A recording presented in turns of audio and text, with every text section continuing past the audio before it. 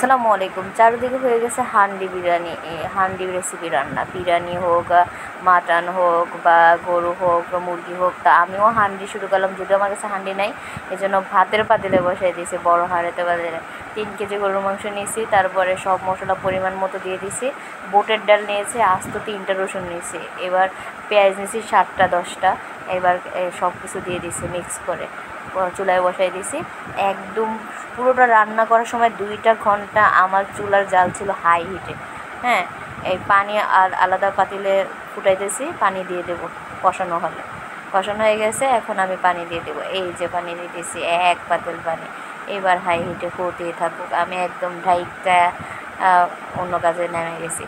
এই যে হইতাছে হইতাছে হইতাছে, বুটের ডাল ভিজাও রাখি নাই, এটাও সিদ্ধ হবে, গরুর মাংস সিদ্ধ হবে। এই দেখেন কী সুন্দর হয়েছে।